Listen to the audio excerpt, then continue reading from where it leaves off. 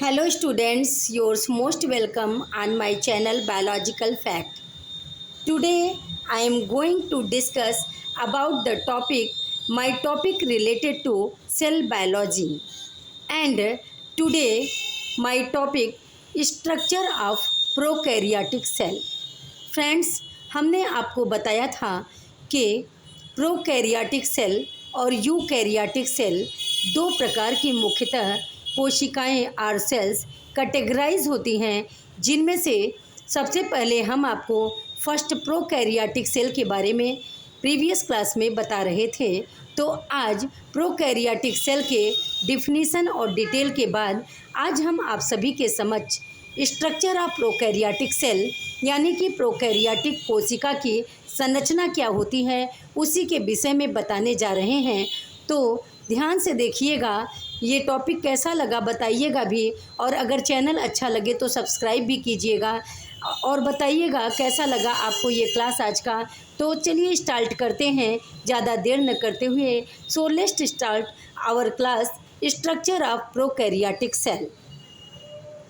In the structure of prokaryotic cell, this is the structure of prokaryotic cell, and the figure is here on bold, in which outermost layer is cell wall, and my mean is cell wall is the outer rigid layer, and cell wall provides the shape and size and rigidity of the cell body. Means any bacterial cell wall provides rigidity of the body and it's provide shape and size. Means cell wall जो है वो किसी भी prokaryotic कोशिका को आकार प्रदान करता है, रिजिडिटी प्रदान करता है। इसी के कारण अंदर की सेल बॉडी जो है पूरी तरह से सुरक्षित होती है। मीन्स ये सुरक्षात्मक आवरण की तरह कार्य करता है सेल वॉल। सेकेंड लेयर की बात करते हैं। सेल वॉल के जस्ट अंदर पाया जाता है plasma membrane layer. Means plasma झिल्ली लेयर पाई जाती है। This layer is found inside the cell wall. Means ये लेयर सेल वॉल के अंदर की तरफ पाई जाती हैं। And it provide the structure and function of any cell. Means ये प्लाज्मा मेम्ब्रेन मीन्स प्लाज्मा झिल्ली जो होती है किसी भी कोशिका को आकार प्रदान करती है, और इस प्रकार से किसी भी प्रोकैरियोटिक सेल की बॉडी में अगर कोई भी वेस्ट मटेरियल एक्स्ट्रा हो जाता है तो प्लाज्मा मेम्ब्रेन का कार्य है कि ये बॉडी से एक्स्ट्रा चीज़ों को, वेस्ट मटेरियल को बाहर करता है और एक्स्ट्रा वाटर को बाहर करता है। मीन्स बॉडी से आउटसाइड की तरफ करता है, और जो इसेंशियल प्रोटीन्स होती हैं, इसेंशियल इंग्रेडिएंट्स जो होते हैं सेल बॉडी के लिविंग रहने के लिए, जीवित रहने के लिए, तो उन्हें ये बॉडी के अंदर प्रोवाइड करती हैं। मीन्स प्लाज्मा मेम्ब्रेन के थ्रू अंदर जाता है जो मटेरियल बॉडी के लिए हेल्पफुल होता है, सपोर्ट प्रोवाइड करता है, और मीन्स फूड आदि प्रोवाइड करता है। तो इस प्लाज्मा मेम्ब्रेन का कार्य है कि अतिरिक्त भोज्य पदार्थों, जो न पच पाने योग्य भोज्य पदार्थ होते हैं, वो बॉडी से बाहर कर दिया जाता है, और जो इसेंशियल खाद्य सामग्री है और जो एक्स्ट्रा वाटर है वो बॉडी से बाहर किया जाता है। बट जो इसेंशियल खाद्य सामग्री है और इसेंशियल वाटर है वो बॉडी के अंदर ले लिया जाता है। यही प्लाज्मा मेम्ब्रेन का कार्य है। This is the work of plasma membrane in which it's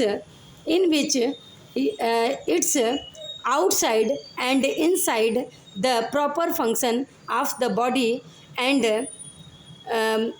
आगे देखिए, ये देखिए न्यूक्लियाइड है। यहाँ पर ये शेप आप देखेंगे, ये न्यूक्लियाइड है। मीन्स हमने आपको बताया था कि कोई भी प्रोकैरियोटिक कोशिका जो होती है उसके अंदर वेल डेवलप्ड न्यूक्लियस नहीं पाया जाता है। मीन्स इसमें प्रोकैरियोटिक कोशिका में अल्प विकसित कोशिका पाया जाता है, या यूं कहें कि इसमें केंद्रक का अभाव होगा तो यह भी बात सही है, क्योंकि इसके अंदर जो इनकी आनुवंशिक मटेरियल होती है, जो हेरिडिटिक मटेरियल होती है, जैसे डीएनए, डीऑक्सीराइबोस न्यूक्लिक एसिड, तो ये फ्री फ्लोटिंग फॉर्म में होते हैं। Means DNA is found in any prokaryotic cell is in free floating form, and this is the nucleoid part in which DNA stays, but there is no boundary on here. यहाँ पर कोई boundary नहीं होती है, boundary less होता है, क्योंकि इसमें वेल डेवलप्ड न्यूक्लियस का अभाव होता है, या इसमें न्यूक्लियस नहीं पाया जाता है। न्यूक्लियस की जगह एक होता है न्यूक्लियाइड केंद्रिका, वही पाया जाता है न्यूक्लियाइड, जिसमें डीएनए स्थिर रहता है और वहाँ पर वो सतह पे चारों तरफ फ्री फ्लोटिंग, जैसा कि फिगर्स में दिखाया गया है, ये फ्री फ्लोटिंग फॉर्म में पाया जाता है। And in a bacterial cell a plasmid is present. किसी भी बैक्टीरिया की कोशिका में, जैसे प्रोकैरियोटिक सेल के अंतर्गत बैक्टीरियल सेल भी आता है, तो किसी भी बैक्टीरियल सेल की कोशिका में प्लाज्मिड जो होता है हेरिडिटिक मटेरियल के रूप में ये पाया जाता है। So plasmid is found in any bacterial cell and nucleated DNA are found in any prokaryotic cell, and this is the layer, this is the region of cytoplasm। ये पूरा जो ओपन खाली स्थान है इसे कहते हैं साइटोप्लाज्म, मीन्स कोशा द्रव्य। Cytoplasm is the jelly like structure and in which cell nucleoid DNA stage, means सभी अपने अपने स्थान पर रहते हैं। कोशा द्रव्य जो होता है वो जेली की तरह संरचना होती है, जिसमें सारे स्ट्रक्चर अपने अपने जगह पर फ्री फॉर्म में पाए जाते हैं। And ribosome is present in body of prokaryotic cell and its work is protein synthesis in cell body of prokaryotic cell.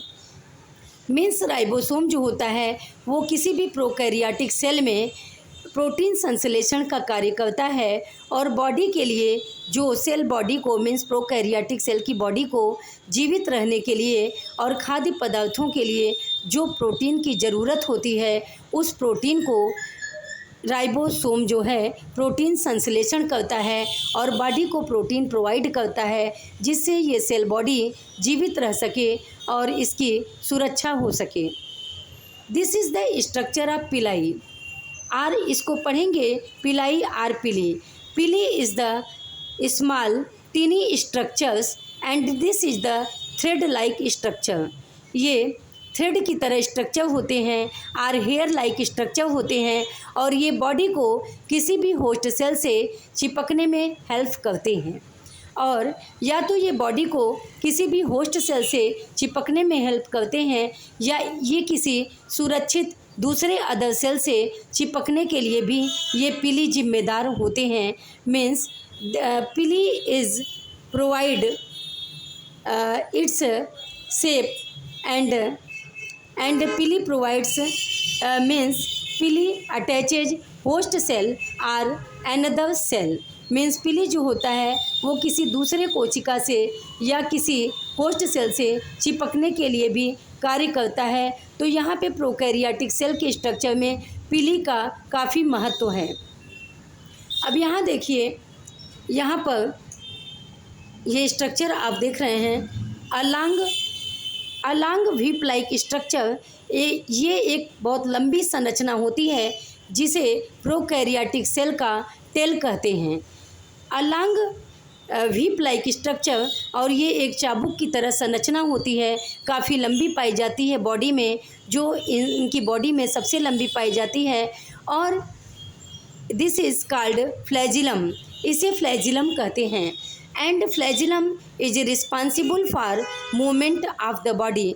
Means flagellum जो होता है वो बॉडी को गति कराने में हेल्प करता है, एंड इसलिए this is the very important part of any prokaryotic cell. किसी भी प्रोकैरियोटिक कोशिका के लिए फ्लैजिलम जो होता है वो बहुत ही महत्वपूर्ण हिस्सा होता है।